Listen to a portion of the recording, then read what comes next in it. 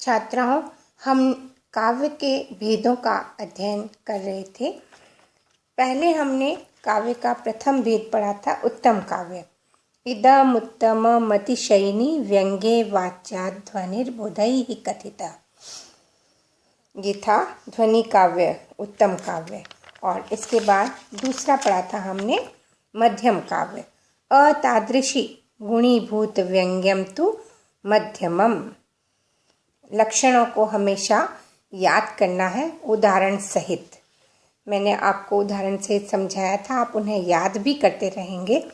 और आज हम पढ़ेंगे तीसरा काव्य का तीसरा भेद, अवर काव्य या अधम काव्य। लक्षण इस प्रकार है। शब्द चित्रम वाच्य चित्रम व्यंग्यम त्ववरम स्मृतम। शब्द चित्रम वाच्य चित्रम व्यंग्यम त्ववरम स्मृतम। अर्थात अव्यंग्यम, सबसे पहले इस लक्षण में शब्द देखिए। अव्यंग्यम मतलब व्यंग्य से रहित, जहाँ व्यंग्यार्थ नहीं होता। त्ववरम स्मृतम मतलब तू अवरम स्मृतम, तो वह अधम काव्य कहा गया है।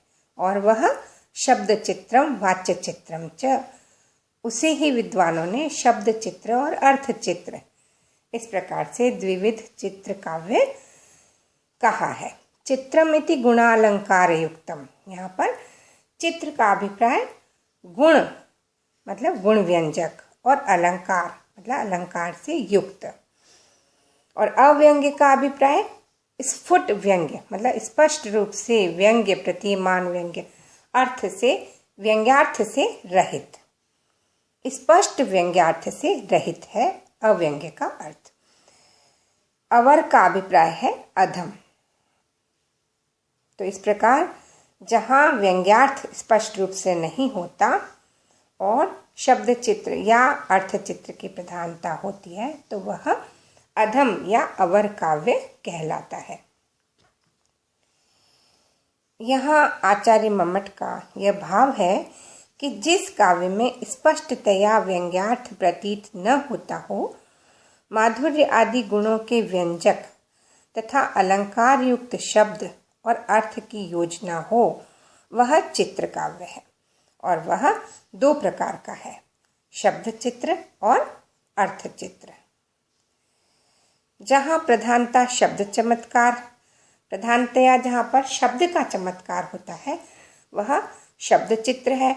और जहाँ प्रधानतया अर्थ चमत्कार होता है वह अर्थ चित्र है। इसका उदाहरण भी हम देखते हैं। यथा जैसे स्वच्छंदोच्छलदच्छ कच्छ कुहरच्छाते तराम्बुच्छटा मूर्छन मोहन महर्षि विहित स्नानान्निकान्नाय वह भिद्यादुद्यदुदार दर धुर दरी दीर्घादरिद्रद्रुम। भिद्यादुद्यदुदार दर दुर दरी दीर्घादरिद्रद्रुम। ध्यान से सुनिएगा। द्रोहोद्रेक महोर्मिमे दुर्मदा। द्रोहोद्रेक महोर्मिमे दुर्मदा मंदाकिनी मंदताम। यहाँ ये जो श्लोक मैंने पढ़ा, स्वच्छंदोच्छलदच्छ कच्छ कुहरच्छाते तराम्बुच्छटा, ये शब्द चित्र का उदाहरण है। यद्यपि यहाँ कवि की मंदाकिनी विषयक प्रीति अभिव्यक्त हो रही है और अन्य तीर्थों से विशेषता दिखाने के कारण व्यतिरेक अलंकार भी व्यंग्य हो सकता है, तथापि वह व्यंग्य अस्फुटतर है, इसलिए उसमें कवि का तात्पर्य प्रतीत नहीं होता। तात्पर्य उसमें उनका प्रतीत नहीं हो रहा है। कवि का तात्पर्य तो अनुप्रास का चमत्कार दिखलाने में है, जो यहाँ पर पढ़ने से ही स्पष्ट प्रतीत हो रहा है कि कवि की विवक्षा अनुप्रास का चमत्कार दिखलाने की है। और इसीलिए यहाँ शब्द की झंकार, जो आपको सुनने से ही पता पड़ रहा है, स्वच्छन्दोच्छलदच्छ कच्छ कुहरच्छाते तराम्बुच्छटा मूर्छन मोहन महर्षि विहित स्नानान्निकान्नाय वह। तो इससे पता पड़ रहा है कि कवि की विवक्षा अनुप्रास का चमत्कार दिखलाने में है। यहाँ शब्द की झंकार और अनुप्रास प्रचुरता और दीर्घ समास आदि शब्द चमत्कार में व्यंग्य अर्थ तिरोहित हो जाता है। कवि ने 6 वर्ण के प्रचुर प्रयोग से उछलते हुए जल का शब्द चित्र प्रस्तुत किया है और महर्षि, हर्ष, अन्निका, नाय, दार, दरी, मंद, मंद आदि में अनुप्रास का चमत्कार दिखाने के लिए ही कवि का प्रयास दिखाई देता है। स्वच्छंद रूप से उछलते हुए, तो जल की किस तरह की आवाज उछलते हुए जल का, ऐसा शब्द चित्र इन्होंने प्रस्तुत किया है। तो यहाँ अनुप्रास विशेष रूप से उसी का चमत्कार दिखलाने की कवि की विवक्षा है। तो ये शब्द चित्र का उदाहरण बनता है। दूसरा उदाहरण है छात्रों, विनिर्गतम मानदमात्म मंदिरात् भवत्युपश्रुत्य यद्रच्छयापियम ससंभ्रमेन्द्र द्रुतपातितार्गला निमीलिताक्षीव भेयामरावती। यहाँ पर विनिर्गतम, ये जो श्लोक मैंने अभी पढ़ा, ये अर्थ चित्र का उदाहरण है। और यहाँ पर पहले इसका अर्थ देख लेते हैं कि शत्रुओं का मान मर्दन करने वाले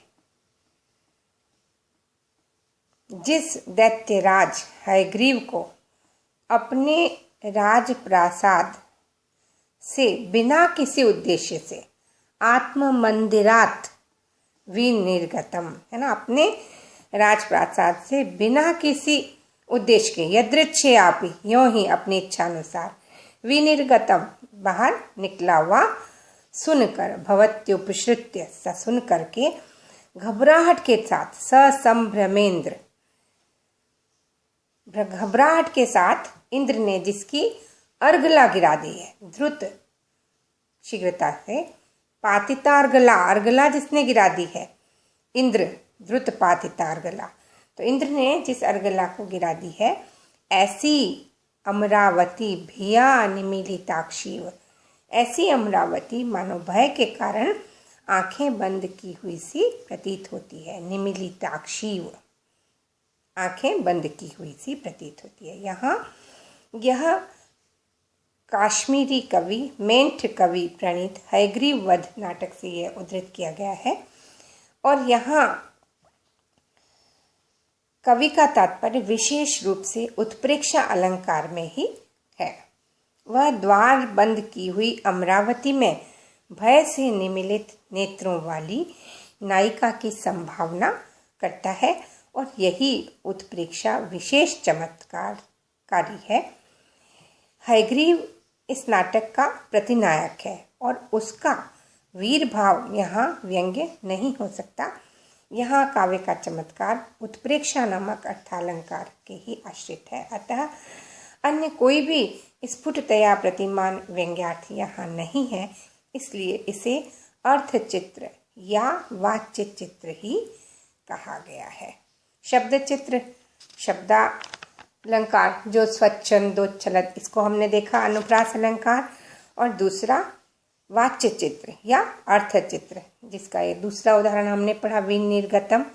इस तरह से ये अवर काव्य के 2 उदाहरण हैं और इस तरह से हमने आज काव्य के भेदों का अध्ययन की मूल रूप से काव्य के 3 भेद हैं, उत्तम, मध्यम और अधम।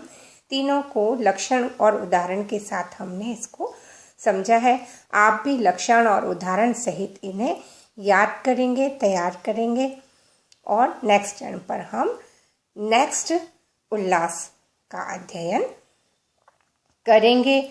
जो 2 प्रथम उल्लास को हमने पढ़ा है उसमें हमने काव्य का प्रयोजन पढ़ा, काव्य का कारण पढ़ा, काव्य का स्वरूप पढ़ा और उसके बाद हमने काव्य के भेद का भी अध्ययन उदाहरण सहित किया है। तो छात्राओं, नियमित रूप से जो हम पढ़ रहे हैं उनको बराबर पढ़ते रहें, रिवाइज करते रहें और जो आपको क्विज असाइनमेंट दिया जा रहा है वो भी आप बराबर करें और इसी के साथ अच्छी तैयारी करते रहें और जो लक्षण उदाहरण समझाए जा रहे हैं उन्हें भी याद करें और लिख करके भी उनकी तैयारी आप करते रहें।